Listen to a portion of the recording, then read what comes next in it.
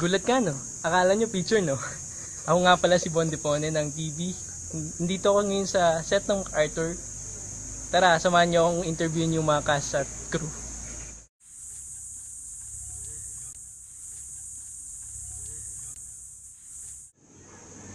Good afternoon, sir. Ako po yung reporter sa TV.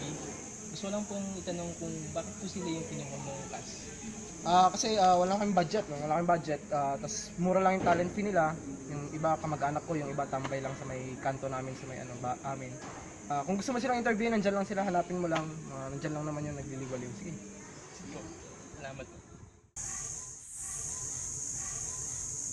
So yung movie na ginawa namin is based dun sa libro ni ni Bob Ong, yung MacArthur. Kapansin-pansin dito sa librong to is iba yung way ng pagsulat niya as compared dun sa mga nauna niyang libro. Although ganun pa rin, marami pa rin siyang tinatalakay na mga problema sa lipunan. Doon sa abang nakakabasa na pala ako, mostly sa mga elementary days, marami nakarelate sa atin dyan, alam ko.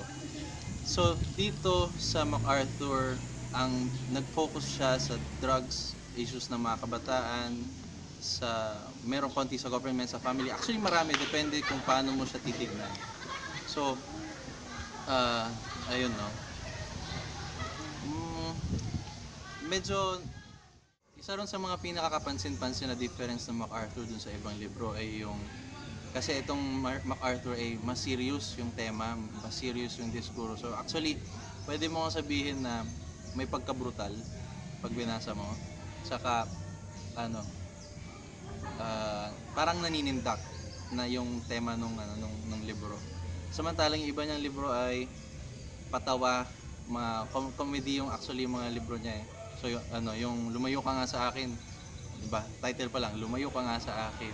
About yun dun sa mga Philippine movies, yung mga cliche sa Philippine movies, yung na-expect mo na mangyayari. Pero hanggang ngayon, ganun pa rin yung formula ng Philippine movies. So, parang kiniritik niya yon. So, itong MacArthur, ayun nga, mas seryoso, mas brutal. Ang puno ng mura actually yung libro. So, feeling ko, actually, isa sa mga, naisip ko lang habang nag-shoot kami. Kasi habang nag-shoot kami, kasagsagan ng elections. Itong elections, ang dami natin narinig na issues about, sa drugs, sa criminality. Merong isang kandidato, ang gusto niyang gawin is within 3 to 6 months, ma-end yung kriminalidad, which is, bahala na kayo kung anong gusto niyo isipin doon. So, parang kahit na fiction itong libro, may kita mo yung mga karakter na gumagamit ng droga. Hindi lang sila basta addict. Meron silang pamilya, meron silang buhay, mga tao sila in short. So, hindi mo sila pwedeng basta-basahin na lang, papatayin mo na lang, ganon. Hindi pwede yon. So, yun lang yung mga naisip ko habang sinushoot namin to. So, to close it off, in-invite ko kayo na panoorin yung MacArthur kasi pag napanood nyo or kahit basahin, pag nabasa nyo, parang mag-iba yung tingin nyo sa lipunan. Ayun lang. Salamat. Sa bagay, naalala ko nung ninakaw ko yung singsing ng airmats ko. Tangina pare. May sentimental value pala yun. Kasi galing sa lola ng lola niya yun. Pare, tangina. Ako si Mark, gumanap bilang Jim sa MacArthur. Dati akong rehab, dati rin akong drug addict. Naranasan ko yung mga yon dahil sa kahirapan. Naranasan ko rin magnakaw dahil sa aking pamilya. Dahil hikahos ang pamilya ko kaya nagnanakaw ako. Yung mga ninanakaw ko ay binibenta ko rin sa kapwa ko, mga katropa ko. Masasabi ko lang sa karakter na ito ay masipag siyang tao. Kasi kahit sa kahirapan na dinaranas nila, pamilya nila, ginagawa niya yung lahat para matulungan lang yung kanyang pamilya. Ako bilang tao, bilang isang writer, naging super interesting sa akin yung pagsulat ng script. Since yung way ng pagsusulat ni Bob Ong ay simple lang naman, mabilis siya maintindihan ng lahat. Since diba yung ang target audience na kasi ay yung common Filipinos talaga, yung pagiging simple niya is naiintindihan pa rin siya ng nasa higher society, gano'n. Practical lang din yung way na ginamit niya.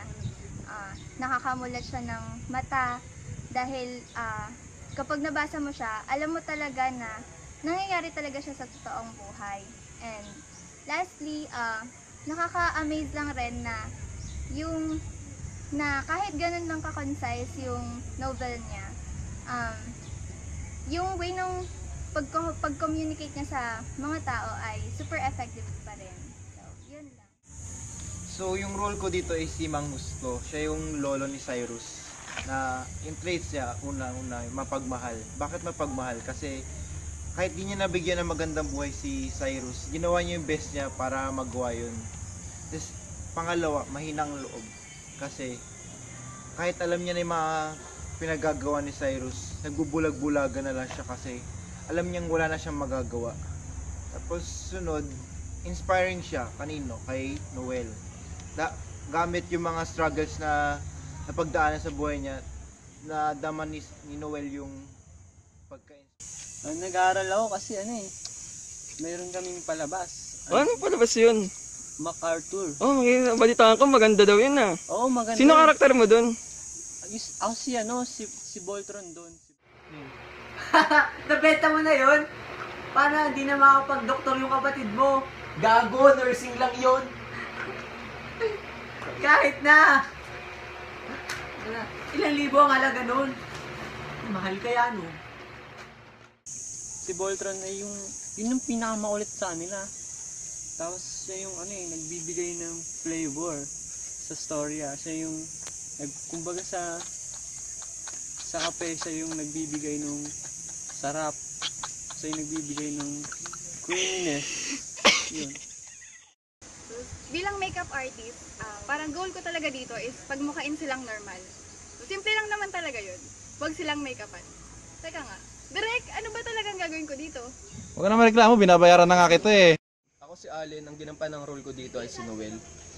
Naging malaking challenge sa akin yung role niya kasi ibang-iba yung ginagampanan ko sa ibang projects ko. Kasi kalimitan ng ginagampanan ko ay leading man. Alam niyo na, sikat. Si Noel dito kasi ay isang typical na college student na nalulong sa droga. So, pinalayas siya ng kanyang ama sa kanila at kasi ginagamit niya yung pang-tuition niya sa kanyang bisyo. At natuto rin siya magnakaw na pati mismong gamit sa kanilang bahay ay tinitinda niya. Benta mo aircon nyo! Kung pwede nga lang yung component, refrigerator, washing machine, computer, DVD player, component! Gago, naulit mo na yung component! Sabi mo na, gago ka! Sabi ko kay Noel ay sinayang niya yung pagkakataon na binigay sa kanya ng magulang niya.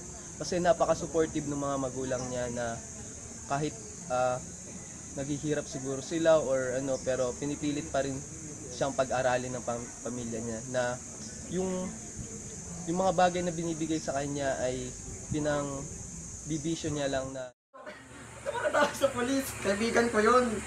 Tamo na nga nung nakaraan, di ba? Nakanakaw ako. Tinahin ko yung pitas. Soy silver.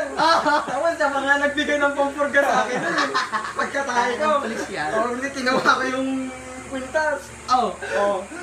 Pintahe. Lugasan ko. Kinuha ko yung kwintas. Ati kami sa polis. Pinahan namin yun. Pinapanglaan namin. Tapos ati kami sa kaibigan namin yun. Gagin. Hello. Ako si John Ivan ay Pasquil. Yung karakter ko si Cyrus. Actually, tumantawa ako nung natanggap ko yung message na natanggap ako sa audition bilang si Cyrus kasi sa kanya ako pinaka nakaka-relate kasi nung bata ako madalas kami nangungupit kay mama. So, in a way, parang magkapareho kami. Ang interesting din sa part ni Cyrus ay yung siya yung nagpakita ng underbelly ng society natin in terms, lalo na sa pulisya na tawag din na minsan kasabot yung mga pulis tapos sila rin talaga yung parang mastermind ng mga kung ano nangyayari. Ang masakit nun, parte pa sila ng crime, di ba? Kasi may kinukuha silang parte sa mga nakukuha ni Cyrus.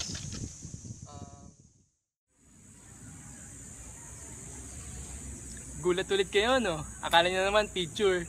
Ini-invite namin kayo na manood ng MacArthur. Sa darating na Pebrero 30, manood po kayo. Please, manood kayo. Wala kaming susweldohin dito. Please. Manood kayo, bye-bye!